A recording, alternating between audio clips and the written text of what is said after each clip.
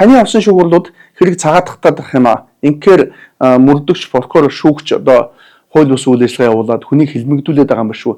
Эдгээр улсуудад хариуцлага тооцож болох үгс асуулт ихээр хэлж байна. Энэ бол тийм биш шүү. Ингэж ойлгож болохгүй. Хавцлагийг уншаад үзэхэд тухайн гэмтгийг үйлцсэн гэдэг нь эргэлзээгүйгээр тогтоогдоогүй байна гэж үзсэн учраас миний хувьд нотлогдохгүй бол яллагдагч ашигтай шийднэ гэдэг ийм зарчмыг барьж ороод л шүүгдэгч бол цагаатгцсан ийм тохиолдлуудад галчгаамаа. Ийм учраас мөрдөгч прокурор шүүгчнийг буруутгаж болохгүй байхгүй юу? Яг тухайн гэмтгийг гарах үед шүүгүрлийн тангим сууж байгаа шүүгч прокурор одоо өмгөөлөгч хинч байгаагүй байхгүй юу?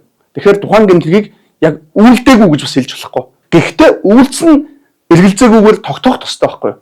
Энэ л асуудал байдаг юм. Олон хавцлагийг уншиж яхад ихэнх өмгөөлөгч нар шүүх хурлаанд цаадах байр суурьтай орохдоо үйлдээгүй гэж ороод байгаа байхгүй юу? Гэтэл бол бас тийм биш л дээ. Өнөөдөр мөрдөн байцаалт дуусаад прокурорын ялалт дуусаад шүүхэд ирнэ гэдэг чинь тодорхой хэмжээгээр яллах талын баримтууд байгаа учраас тэнд хэлж байгаа юм. Гэхдээ тухайн баримт нь эргэлзээтэй байна гэж үзэх юм бол өмгөөллийнхаа тактикийн хувьд бол нотлогдоогүй яллагдах ашигтай шийднэ гэдэг энэ байр сууриас л орох юм бол асуудал бас нааштай шийдэгдэж бас болох талтай ийм л учиртай юм байгаамаа. Иймээс мөрдөгч прокурор шүүгчийг бол буруутгаж бас болохгүй.